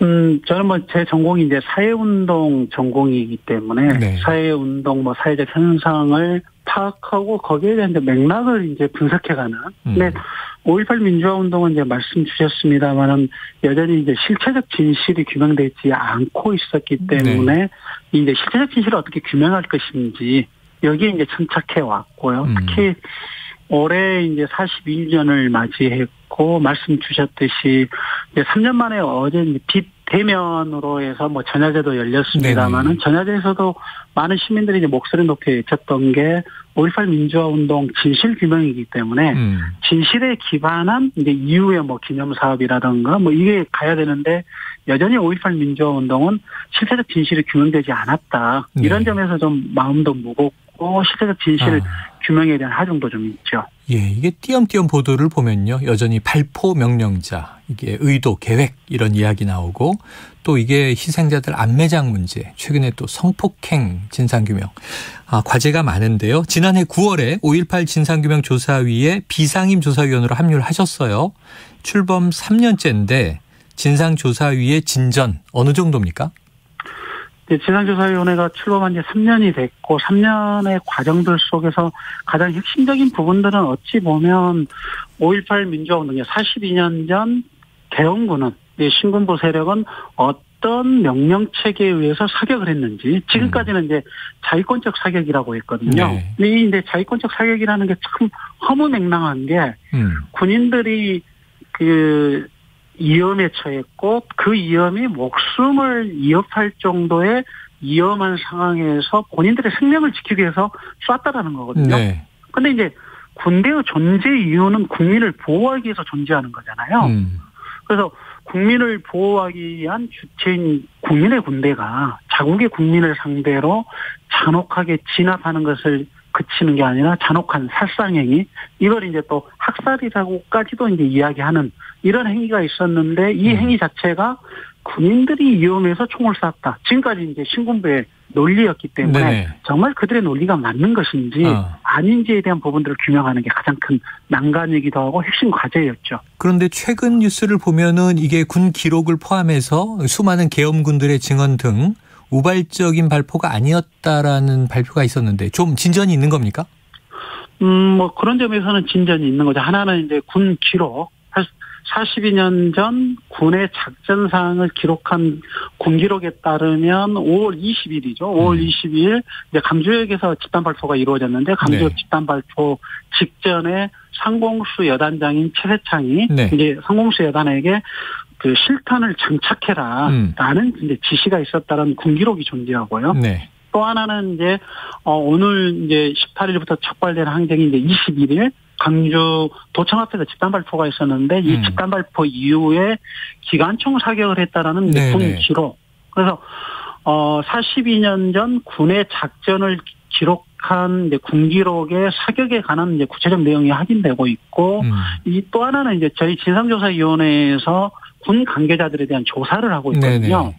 근데 이제 군 관계자들 특히 이제 장사병들 그때 이제 취재했던 병사들에 대한 조사 과정들 속에서 실제 가령 이제 군 기록에 나와 있는 5월 20날 상공수 여단장이 현장에 직접 출동을 했다. 그리고 네. 이 과정에서 상공수 여단장이 사격하는 모습을 권총을 발사하는 모습을 봤다라는 이런 증언들도 나오고 있어서 네네. 기록을 통해서 내지는 군 관계자의 진술을 통해서 실체적 진실에 한 발짝 한 발짝 접근하고 있는 과정이죠. 예, 접근하고 있다. 그런데 지난해 이 전두환 당시 장군 사망했습니다. 이 위혈 진압의 핵심 인물들이 세상을 떠나고 있고요. 시간이 흐르면서 또 여전히 책임자들은 침묵과 회피로 일관하고 있는데 결국 진실 밝힐 수 있다고 보십니까? 그래서 이제 진상조사위원회가 특별법을 통해서 발족한 목적이었던 것 같고요. 네. 그럼에도 불구하고 이제 시간이라는 물리적 시간의 흐름들 속에서 전두환 씨, 노태우 씨, 또 최근에는 당시에 육군 계엄사령부의 육군 참모 차장을 했던 그래서 황영시 씨가 사망을 했거든요. 네. 황영시 씨 같은 경우는 5월 20일 전차를 동원해서 강주를 진압해라. 라고 이제 진압했다라는 뭐 증언도 있었고 본인도 이제 거기에 대해서는 부인하지 않았었는데요. 이런 네. 이제 핵심 인물들이 사망하고 있고 이제 사망하지 않는 분들도 워낙 이제 고령인 경우도 많고 그래서 고령이어서 치매라고 이야기하시는 분들도 있고 지금까지 또 진술을 거부하는 분들이 있기 때문에 네. 침묵과 회피 일관하고 있죠. 그래서 이걸 이제 뛰어넘을 수 있을 만한 진상조사위원회 활동과 역할이 필요한 상황이고 뭐 그걸 위해서 만든 조직이니까 실체적 진실은 꼭 밝혀야겠죠. 예, 자 희생자, 실종자 규모도 아직 정확하지가 않습니다. 밝힐 게 많은데 자 오늘 기념식이 광주에서 열렸는데요. 사뭇 좀 다른 모습이었습니다. 윤석열 대통령이 장관, 수석, 국민의힘 의원들과 기념식 참석을 했고요. 5월 정신을 확고히 지켜나가겠다라는 이제 기념사 메시지. 보수 정권으로는 처음으로 임을 위한 행진곡 재창도 나왔는데, 자 이런 장면들 어떻게 보셨습니까? 좀 이제 국민들이 봤을 때는 좀 생경하다. 뭐 왜냐하면 보수 정권 하에서 계속 과거 이제 이명박 박근혜 정부 시기에 5.18 민주화 운동을 폄훼했고 특히 님을 위한 행정곡 재창을 둘러싸고 또 논란을 불러일으켰기 네, 때문에 그래왔죠. 지금 이제 보이는 모습이 좀 뭐 신선하다 이럴 것 같은데 저는 이제 다시 반문한다라면 이건 지극히 당연한 거다. 아, 네네. 어찌 보면 5.18 민주화 운동이라는 게 국가폭력이잖아요. 네. 국가폭력의 가해자. 국가였거든요. 국민의 군대가 자국의 국민을 학살했던 네. 게 5.18 민주화 운동의 진실이기 때문에 네. 그렇다면 국가폭력의 책임이 있는 국가의 수반이 5.18 민주화 운동에 참여하는 건 지극히 당연하다. 네. 그다음에 입법부의 국회의원들도 당연히 참석해서 옷깃을 여미고 추모하는 게 맞는 거죠. 그런 이런 정상적인 일을 안 하다 보니까 그래서 이제 저는 이게 비정상적인 상황들이 정상화되어진다라고 보는데 네. 이게 좀 이렇게 생경하게 비춰졌다. 네. 뭐 신선하다 이런 평가를 하는데 저는 이게 지극히 당연한 일이고 이렇게 가야 된다. 그런데 예. 저는 좀 한 가지 아쉬운 부분들은 예. 오늘 이제 뭐 대통령의 기념사에서 5.18 민주화 운동에 대한 여러 말씀은 계셨는데 실질적인 이야기 5.18 민주화 운동을 어떻게 계승하겠느냐. 그러면 지금 이제 초미의 관심사는 헌법 전문에 담는 거잖아요. 헌법 전문에 어떻게 하겠다. 이런 말씀이 한마디도 없으셨거든요. 네. 이런 부분들은 좀 아쉽고 당연히 5.18 기념식에 오셨다라면 5.18 민주화 운동이 갖고 있는 의미를 이야기하는 게 아니라 현 정부에서는 5.18 민주화 운동의 정신을 어떻게 계승할 것인지 좀 구체적인 정책이나 방안, 비전을 말씀해 주셨어야 되는데 그런 부분들은 약간 좀 미흡했던 것 같습니다. 알겠습니다. 교수님. 이제 신선하고 생경한 모습이었지만 너무나 당연한 일이 이제서야 이루어졌다. 앞으로 좀 구체화됐으면 좋겠다. 이렇게 이해하겠습니다. 오늘 말씀 여기까지 정리하겠습니다. 고맙습니다. 네. 예, 지금까지 전남대 5.18 연구소 김희송 연구교수였습니다.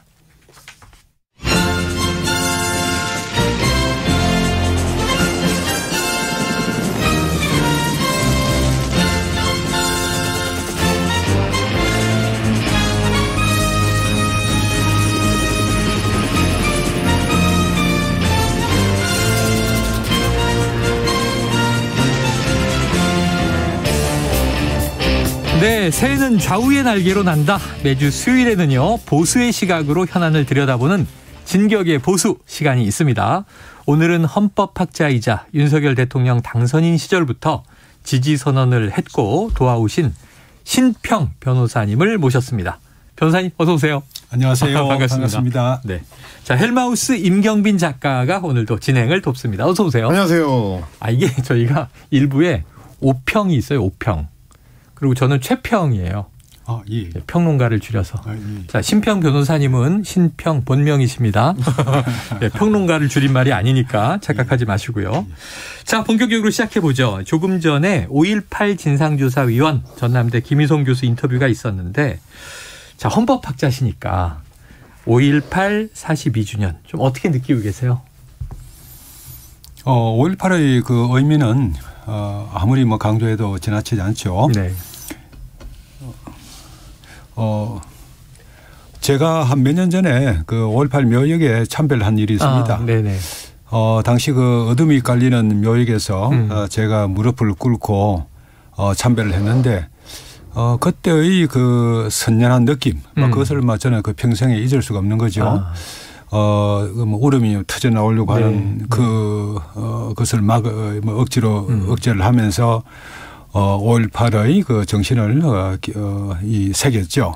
뭐 이런 것들이 그 광주에 계시는 분들뿐만 아니고 어쩌면은 우리 국민 전체가 공유해야 하는 그런 의식이라고 생각합니다. 네, 알겠습니다. 이건 우리 국민 전체 의식이다.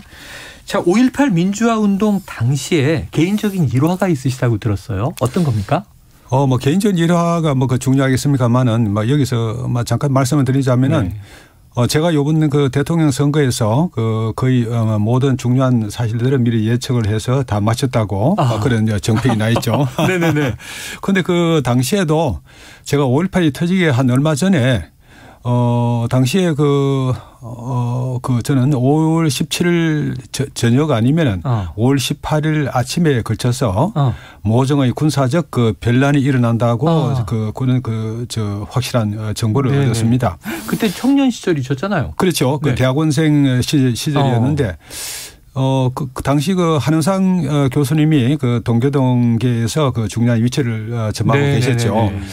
제가 한 교수님을 연구실로 찾아뵙고 그 말씀을 드리면서 잠시 그 피신해 있는 것이 좋겠다고 말씀을 드렸는데 한 교수님은 그렇지 않다. 여기 지금 그 동교동계 막료들이 전부 다 와 계신데 그런 것은 전혀 그런 기밀을 누구도 말씀하지 않는다. 걱정하지 마라. 그렇게 말씀하시는데 그 후에 실제로 제가 예측한 대로 벌어졌죠. 그 한은상 교수님이 끌려가서 그 고초를 겪으시면서 그분이 풀려나고 나서 제가 다시 그 인사를 갔습니다. 예. 그래서 하는 말씀이 이 구금되어 있던 동안에 신군이 어떻게 그것을 정확히 파악을 하고 있었는지 내내 막 궁금하셨더랍니다. 네. 아, 이게 굉장히 중요한 대학원생 시절부터 분석력이 뛰어나셨다는 야, 당시에 민주화의 봄 시절이었는데 그렇죠. 동교동계도 예측하지 못하던 걸 느끼셨던 것 같습니다. 자, 그로부터 이제 지금 42년이 지난 거예요. 지금 이제 이 당시 대학원생이 지금 이제 학자가 돼 계십니다. 자, 민주화운동 42주년 기념식에 윤 대통령의 기념사 일부를 듣고 오겠습니다. 우리는 42년 전 자유민주주의와 인권의 가치를 피로써 지켜낸 5월의 항거를 기억하고 있습니다. 자유민주주의와 인권의 가치는 우리 국민을 하나로 묶는 통합의 철학입니다. 그러므로 자유민주주의를 피로써 지켜낸 5월의 정신은 바로 국민통합의 주춧돌입니다. 5월이 품은 정의와 진실의 힘이 시대를 넘어 영원히 빛날 수 있도록 우리 함께 노력합시다. 네, 자, 기념사의 일부인데요. 이 자유민주주의를 피로써 지켜낸 5월 정신은 바로 국민통합의 주춧돌이다. 자유민주주의와 인권의 가치는 우리 국민을 하나로 묶는 통합의 철학이다. 요 대목이 원래 초안에 없었다고 전해집니다. 보도에 따르면 이거 윤 대통령이 직접 추가한 부분이라고 하는데, 자, 각별하시니까 어떤 의미를 담았다고 좀 해석해 주시겠어요? 윤 대통령이 자주 쓰는 용어 중에 자유민주주의 하는 그 표현이 많이 들어가죠. 이것은 윤 대통령의 그 개인적인 그 확고한 그 소신이자 철학이라고 생각합니다. 저로서는 이런 소신과 철학을 가지고 아무쪼록 윤 대통령이 통합의 대통령이 되었으면 하는 바람을 가지고 있죠. 저는 과거부터 윤석열이라는 사람이 한국에서 어떤 분열의 정치를 끝내고 통합과 개혁의 대통령이 될 것이라고 저는 예측을 했습니다. 그런 면에서 이런 말씀도 하시는 것이 아닌가 생각합니다. 아, 예측을 너무 잘하셔서 다음에 따로 좀 찾아뵐 시간을 여쭤야 될 것 같고요. 자, 임 작가님, 내각과 비서실 그리고 국민의힘 의원 다수가 오늘 기념식에 참석했잖아요. 네. 보수 대통령 최초로 광주 민주의 문을 통과하기도 했습니다. 자, 오늘 좀 온라인 댓글 민심들은 어떻게 보입니까? 일단 여야를 막론하고 오늘 방문에 대해서는 칭찬하는 목소리가 높은 거랑 좀 비슷한데요. 온라인에서도 이 진보 진영 내지는 보수 진영을 막론하고 온라인 커뮤니티 이용자들이 대체로 오늘 그 방문 자체에 대해서는 호평하는 목소리가 좀 많았습니다. 다만 이제 세부적으로 보면 조금 차이가 있는데 이제 윤석열 대통령을 이제 지지하는 사람들이 이제 많은 보수 커뮤니티 쪽에서는 특히 마지막 연설의 마지막 대목, 우리 모두는 광주 시민입니다. 라는 이 대목이 이제 특히 좋았다. 이 반응들이 좀 많이 보였고요. 그리고 매년 그 행사에 참석하겠다라고 이제 오늘 5.18 단체와의 간담회에서 약속을 했다는 거예요. 네, 그런 것들도 지켜졌으면 좋겠다라는 반응들이 좀 많았고요. 이제 진보 쪽에 이제 공감하는 분들이 많은 커뮤니티에서는 디테일을 좀 이제 지적하시는 분들이 있었는데 묘역 앞에 이 민주무역 앞에 사복 경찰들이 쫙 깔렸다고 하면서 사진을 이제 직접 찍은 사진들을 올렸더라고요. 그런 걸 올리면서 윤석열 대통령에 대해서 이제 비판이 적힌 피켓을 들려고 하면 끌려간다. 이런 얘기를 올린 분도 있었는데 사실관계가 맞는지는 모르겠습니다. 이제 그런 거는 좀 확인이 필요할 것 같고. 팩트 체크가 필요한 대목이에요. 그렇죠. 그리고 이제 다른 부분을 보면 이제 정당에 대해서 국민의힘에 대한 비판이 이제 깔려 있는데 북한군 개입설을 옹호했던 김진태 지금 후보 김진태를 이제 강원도지사 후보로 공천해 놓고 5.18 정신을 기린다고 이게 지금 맞느냐 이제 이런 식의 이제 지적도 일부 엿보였습니다. 그 대목을 이제 사과하는 전제로 사과하고 후보가 됐는데 어쨌든 비판은 이어집니다.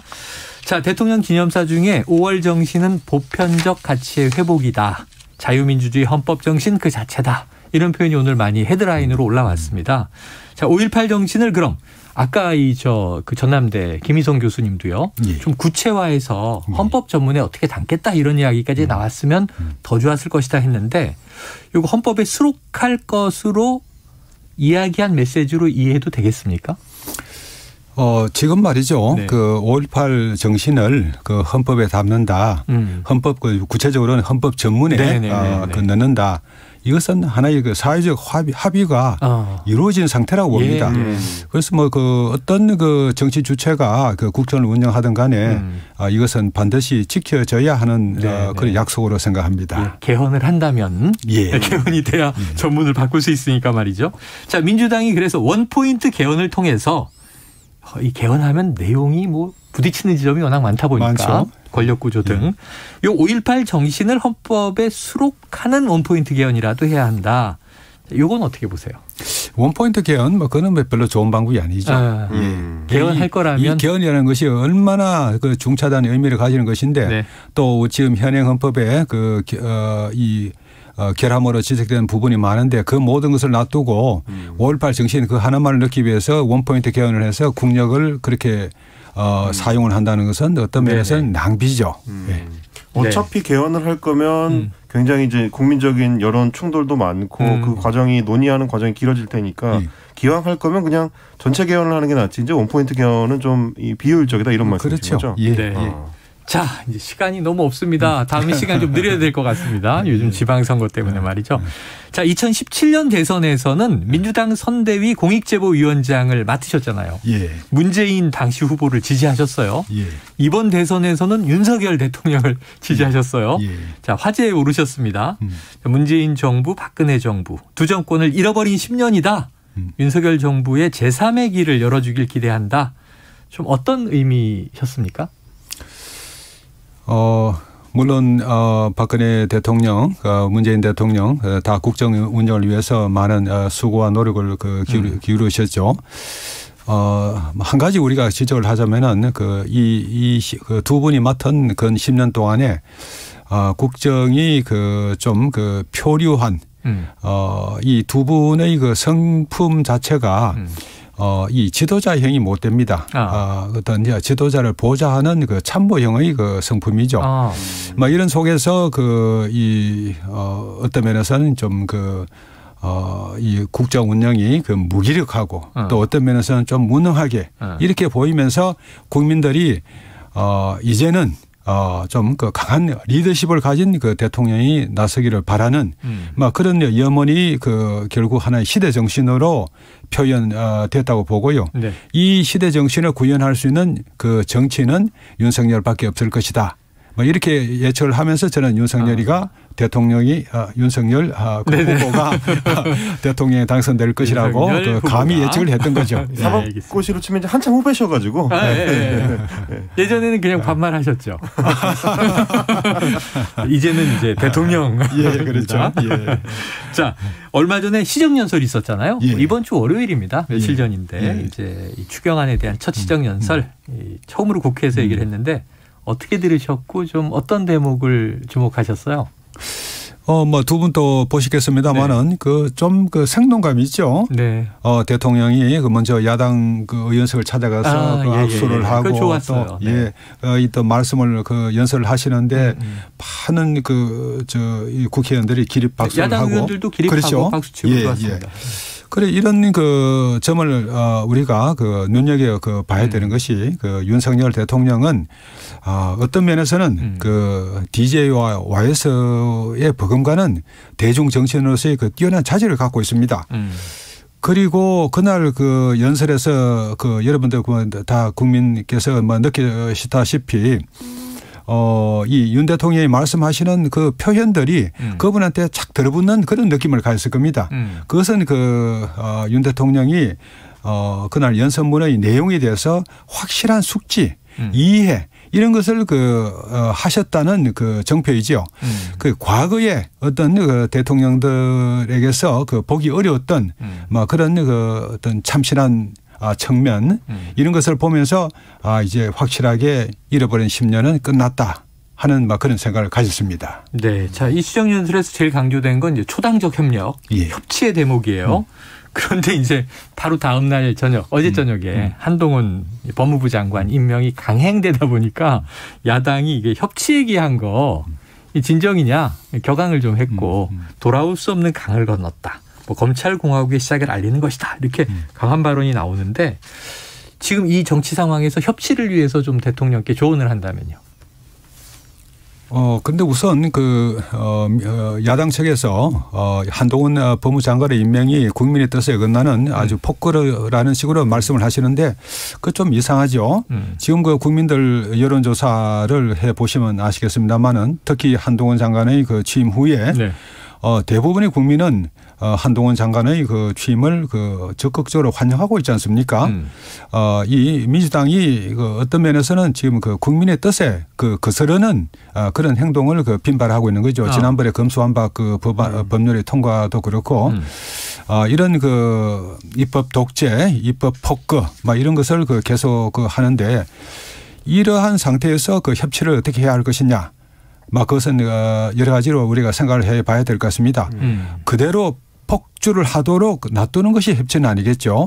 적당하게 제어를 하면서 또 야당의 의사를 반영하는 국정 운영이 되어져야 되지 않을까 생각합니다. 근데 이제 법률적으로 따지면 일단은 국회의 인사청문 보고서가 이제 채택이 안 된 상태고 또 한 가지 측면에서 국민 여론을 말씀해 주셨습니다만은 사실은 이게 이제 인사청문회를 기점으로 해서 여론이 다소 변화하긴 했지만 여전히 이제 반대 여론이 한 40여 % 가까이 있는 상태고 지금 그렇습니까?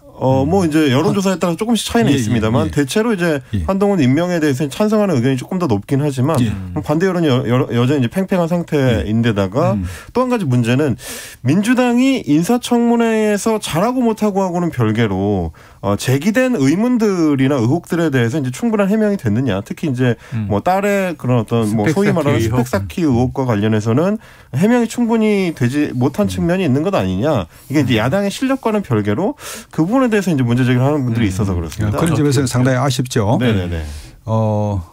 그러나 지금 한국의 사회 지도층 인사들 중에서 과연 그런 면에서 깨끗한 분들이 과연 얼마나 될 것이냐. 자유로운 자가 있을까? 예, 그렇죠. 그래 그런 이런 부모로서의 행동이 조국 교수의 경우처럼 위법한 사실로 나아가지 않으면은 우리 사회가 이제 수용을 해야 되지 않느냐 하는 그런 측면도 우리가 생각을 해봐야 되겠죠. 네, 알겠습니다. 자, 이게 워낙 우리 변호사님 촉이 좋으시니까 요거 안 여쭤볼 수가 없어요. 자, 어제 한동훈 임명됐습니다. 정호영 후보자가 남아있잖아요. 임명 강행됩니까? 낙마합니까? 어떻게 될까요? 제 촉을 감히 말씀드리자면 정호영 장관 후보자의 경우에는 여권에서 양보하지 않을까 그런 생각을 합니다. 예. 양보한다 하면 이제 자진 사퇴나 철회 가능성도 있다. 그렇죠. 예. 그럼 이 하나 더 여쭤볼게요. 내일 모레 한덕수 총리 후보자 인준인데 이거 가결될까요? 부결될까요? 민주당에 달린 건데. 지금은 부결된다는 그런 의견이 압도적인데요. 네. 제 생각은 조금 다릅니다.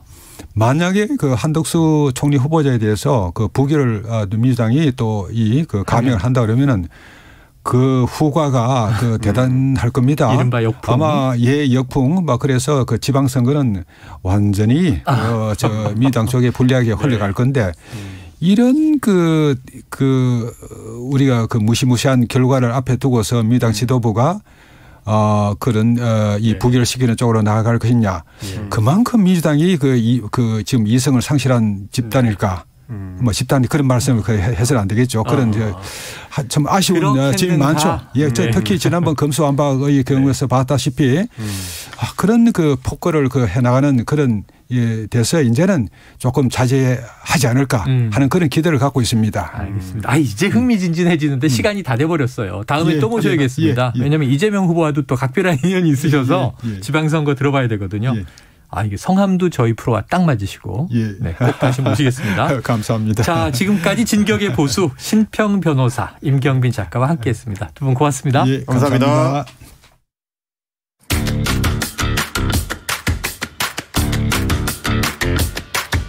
지금 여러분께서는 KBS 1라디오 최영일의 시사본부와 함께하고 계십니다.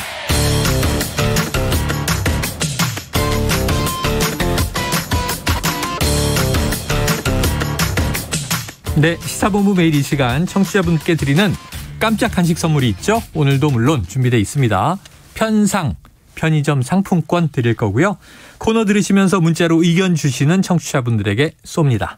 짧은 문자 50원, 긴 문자 100원이 드는 샵 9730으로 의견 많이 보내주시기 바랍니다. 자, 주간 사건 사고 소식을 알아보는 배상훈의 사건본부 시간입니다. 배상훈 프로파일러 나와 계십니다. 어서 오세요. 안녕하세요. 한 주 잘 보내셨어요? 예. 네, 5월의 날씨입니다. 그런데 오늘 다룰 사건은 또 가슴이 아픕니다. 5.18이기도 한데 이 이른바 개구리 소년 실종 사망 사건. 거의 아주 젊은 세대 말고는 못 들어보신 분 없을 거고 기억이 바로 떠오르실 텐데 이게 1991년 대구에서 발생한 사건입니다. 그러니까 사실은 개구리가 아니라 언론이 이렇게 이름을 붙였는데 도룡뇽 소년 사건이다. 이게 이제 맞다고는 해요. 미제 사건 중 가장 유명한 사건입니다. 근데 왜 최근에 다시 관심을 받는 거죠? 예, 이게 한국의 3대 미제 사건 중에 하나인 거고 네. 이게 사실 최근에 다시 관심을 받게 된 것은 이것을 실제로 당시에 수사했던 수사 책임자가 네. 당시에 그 사건을 오랫동안 취재했던 국민일보 전 기자가 쓴 책에서 실제로 우리는 지금까지 타살로 알고 있는데 문제는 타살이 아니라 그냥 저체온사 그러니까 사고사다라고 주장을 한 겁니다. 그러니까 기존에 알려졌던 경북대 법의팀에 의한 타살 주장은 사실은 다 물거품이 되고 당시에 수사했던 수사 실무 책임자가 사실은 이건 별거 아닌 거다. 근데 이렇게 주장을 해버리니까 유족들도 그렇고 국민들도 지금 굉장히 의아하고 이게 뭐야? 라는 상태에 빠지는 거죠. 그러면 이게 사망 원인에 대한 진실이 다시 미궁으로 빠지는 거예요? 이분들의 주장에 의하면 주장에 의하면 그런 건데 공식적으로 경찰이 어떤 입장을 발표하진 않았습니다. 다만 경찰의 공식적인 입장은 없었다. 입장은 지금까지. 지금 수사본부가 수사 중입니다. 아직도. 그러니까 공소시효는 2006년 종료가 됐지만 진실을 밝히기 위한 수사는 계속할 것이다라고 민감년 경찰청장이 그러니까 지난 전 했고 지금도 진행 중인 것이 공식적 입장이고 밝힌 건 없는데 문제는 초기에 수사를 실무를 담당했던 분이 이런 주장을 하시니까 지금 하고 있는 건 뭐가 되며 2002년 그 유해가 발견되고 했던 그 수많은 노력들은 뭐가 되느냐라는 의문인 거죠. 결국은 또 이제 국민 여론이 이게 헷갈릴 수밖에 없어요. 사고사냐 타살이냐. 타살이라면 또 범인은 누구이며 왜 이랬느냐. 아주 이게 복잡한 문제가 생기는데요. 이게 참 오래됐습니다. 당시 노태우 대통령 직접 나서서 특별 수사를 지시하기도 했고 그만큼 큰 사회적 이슈였는데 실종 11년 만인 2002년에 유해가 발견됐단 말이에요. 모르시는 분도 계실 테니까 사건을 짧게 한번 정리해 주시죠. 1991년 3월 26일 우철원 군, 김종식 군, 조호영 군 등 5명의 13세부터 9세까지의 초등학생들이 도룡뇽아를 죽겠다고 와룡산 일근으로 나가서 실종된 사건으로 이제 기억되고 있습니다. 그 뒤에 여러 수사가 진행이 됐고 결국은 진짜 연인원 수십만 명을 동원해서 못했다고 하는데 엉뚱하게도 2002년 9월 26일 날 아니 근처에서 발견된 겁니다. 실종됐다고 마지막으로 확인된 근처에서. 근처에서. 엄청나게 넓은 지역을 수색했지만. 그것도 어디 먼 어떤 깊은 산속도 아니고요. 유해가 발견된 유해 발견된 상황이 좀 묘한 상태입니다. 왜냐하면 우철원 군 같은 경우는 25군데 정도의 상흔이 있었고 이제 유해에서 그 외에 다른 아이들한테도 그런 상흔이 있어갖고 당시에 경북대 법의팀이 6주간의 외국 법의학자도 초빙을 해서 굉장히 심도 있게 조사를 하고 그 결과 타살이다. 그래서 그 뒤에 이제 수사가 진행됐고 2006년 3월 25일 날 공소시효가 종료됐지만 아까 민감년 전 경찰자 말씀하신 것처럼 수사는 계속할 것이다. 라고 돼 있는 상태입니다. 그런데 이른바 또 저체온 상태에서 사고사로 사망했다라는 가설도 나왔다는 거죠. 그거는 초기에 수사했던 경찰들은 계속 주장해왔던 바라고 이 책을 쓴 사람이 계속 주장하고 있습니다. 알겠습니다. 자, 그렇게 세상을 떠들썩하게 하고 오래 지난 사건입니다.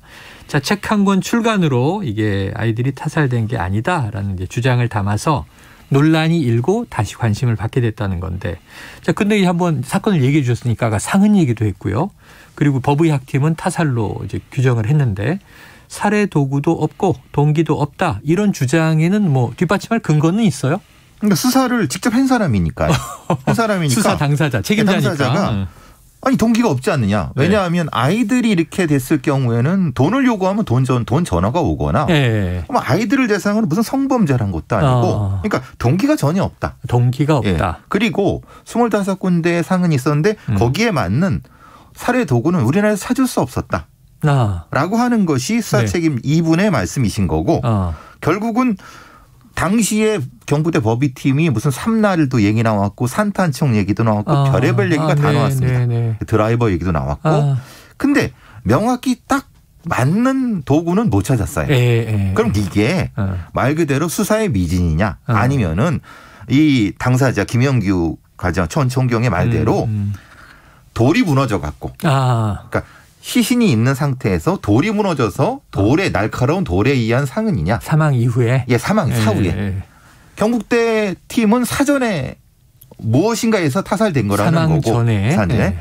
이분은 김영기 이분은 그것이 아니라 유해 상태 그러니까 아이들이 죽은 후에 돌이 무너져 갖고 한 거다. 이게 절대적으로 갈리는 거죠. 네. 이제 타살이냐 사고사냐 이게 쫙 입장이 갈릴 수 있고요. 또 이제 그 내용들을 자세히 들여다본 분들은 이쪽이 더 신빙성이 있어, 저쪽이 더 신빙성이 있어 입장이 갈릴 수가 있는데 워낙 오래 묵은 사건이라 사실 11년 만에 시신이 나왔으니 이게 사망 전 상흔인지 사망 후 상흔인지 이것도 쉽지는 않을 것 같아요. 근데 당시 경북대 팀에서는요. 6주간에 진짜 심도 깊게 뭐 할 건 다 했다고 합니다. 과학적인 모든 조사를. 뭐 자신들의 명예도 걸린 거고 그렇기 때문에 그리고 뭐 외국에 있는 법 인류학자들도 전문가들도 했는데 이게 안쪽으로 상흔이 들어갈 수 있는 방법은 살아있을 때밖에 안 된다고 이렇게 주장합니다. 근데 이 김영규란 분은 아니다. 습기가 있는 상태에서는 가능하다. 그러니까 이게 이제 어느 쪽 과학을 신뢰해야 되는가. 조건에 따라 다르군요. 다를 수 있다. 자, 그래서 이제 저희도 지금 이제 이게 참 혼동스러운데 이 전문가의 소견이 필요한 거예요. 이 배상훈 프로파일러는 어떻게 보세요? 일단은 김영규란 분이 말씀하신 동기 부분은 반은 맞고 반은 틀립니다. 왜냐하면 동기가 없습니다. 근데 이걸 꼭 재산범죄로 볼 수 있느냐. 흔히 우발적인 형태의 다른 어떤 예를 들면 정신적으로 문제가 있는 분이라든가 아니면 다른 목적의 어떤 범인에 의해서 일종의 바이패스 그러니까 스쳐 지나가는 형태의 범죄도 가능한 건데 꼭 동기를 찾아야지만이 가능한 거냐라는 부분은 저는 동의 못하는 거고요. 요즘에는 뭐 묻지마 얘기도 여기서 다뤘고 충분히 또 가능한 분노 범죄도 있고 있을 수 있는 건데 그러니까 동기가 없는 건 맞다. 근데 그 동기가 없다고 살인을 못하는 건 아니다. 그죠? 그리고 또 하나는 실제로 저체온사는 우리가 유병원 전 회장의 예를 보면은 저체온 이상탈이 현상이 있습니다. 그러니까 춥다고 느끼기 때문에 몸에서 발열이 나서 오히려 옷을 막 벗어 제낍니다. 근데 이 아이들은 오히려 옷을 꽁꽁 매갖고 다 껴입었어요. 그러면은 이 주장은 김영규란 분이 어떻게 반박하실 거냐. 그러니까 그분의 주장이 반은 맞고 반은 틀리다. 이 부분은. 그러니까 분명히 이게 그 강제에 의한 그 옷의 결박은 아니라 하더라도 저체온의 증거라고도 볼 수 없다. 이런 거죠. 자, 이른바 미제 사건. 이 국내 3대 미제 사건 중에 하나다. 근데 이 얘기를 하면 이제 지금은 이제 풀린 사건이 됐습니다만 또 영화 살인의 추억 이런 게 떠오르는 거예요. 오래됐는데 진실은 모르고 불안한 사건들. 자, 지금 말씀하신 이 대목에서 논란의 시작점이 당시에 경찰의 수색 실패 아니냐. 바로 인근에서 유해들이 이제 11년 만에 나왔으니 수색 제대로 한 거냐 이런 비판이 따랐겠죠. 자, 수색만 제대로 했어도 이게 사전 흔적이냐 사후 흔적이냐 논란이 없었을 수도 있는데 그때 발견을 못한 이유는 뭐였을까요? 이 김영규라는 사람이 거기 책에도 그렇게 쓴 건 실제로 수색이 제대로 이루어지지 않았다. 당시에? 왜냐하면 그렇게 많은 병력과 사람이 동원됐는데도 그게 다 거짓말이라는 거죠. 말하자면 30만이 동원되고 했다고 하지만 실제로는 하지 않았고 자기들이 판단하기에 저기에는 안 갔을 거라고 생각해서 하지 않은 데를 다 했다라고 하는 거. 국민을 속인 거 아니냐. 네네네. 보통 이제 거기 사진을 보시면 당시 현장 사진을 보시면 전경들이 긴 봉을 가지고 툭툭 치고 다니는데 사진 찍힐 땐 그랬는데 사진 안 찍힐 때는 저 위로 올라가서는 그렇게 안 했다는 거예요. 그러니까 안 한 데가 더 많으니까 이건 분명히 경찰이 심각하게 사과를 해야 되고 물론 본인도 이거는 잘못했다고 얘기를 하니까 그때 기본적으로 우리 경찰의 실종 수사에 대한 기본적인 메커니즘이 없었다. 그래서 그 뒤에 이제 실종 수사에 대한 메커니즘이라든가 이런 매뉴얼을 만들어 놓고 있습니다만은 이분에 대한 어떤 전문 실종 수사팀이라든가 사실 뉴욕 경찰 같은 데 이런 게 있거든요. 그러니까 비전무가 절대 수상 못하게 합니다. 왜냐하면 꼬챙이 들고 쭉쭉 절대 왜냐하면 증거가 훼손되고. 그래서 소수라도 전문 팀들이 하게끔 하는. 근데 91년도에 그걸 바라긴 참 어렵겠지만은 어렵겠지만은 적어도 솔직해질 필요는 있었다. 병력까지 나서서 일렬로 서서 야산 수색하는 모습들을 우리가 종종 봤잖아요. 참 이게 황당한 이야기다. 자, 앞으로 이게 제대로 수사될까요? 기록을 좀 공개했으면 좋겠습니다. 기록 공개? 당시에 이분이 주장하는 것처럼 어떻게 수사가 됐는가 있는 기록 좀 공개를 하고 제3의 객관적인 전문가들이 한 번 더 검증을 해보면은 누구 말이 맞는지. 왜냐하면 지금 유족들은 지금 땅을 치고 굉장히 무슨 왜 이런 소리를 지금 하느냐. 그러니까 좀 제3의 기관에 의해서 검증이 됐으면 좋겠습니다. 기록을 공개하라. 기록을 감추면 또 이상한 거죠. 국민들이 보기에. 오늘 안타까운 사건을 또 다뤄봤습니다. 배상훈 프로파일러와 사건본부 여기까지 하죠. 고맙습니다. 감사합니다. 최영일의 시사본부 오늘 준비한 소식은 여기까지입니다. 당첨자들은요. 편의점 상품권 당첨자는 시사본부 홈페이지에서 오늘은 확인을 해 주시고요. 저는 내일 오후 12시 20분에 다시 돌아오도록 하겠습니다. 지금까지 애청해 주신 청취해 주신 여러분 고맙습니다.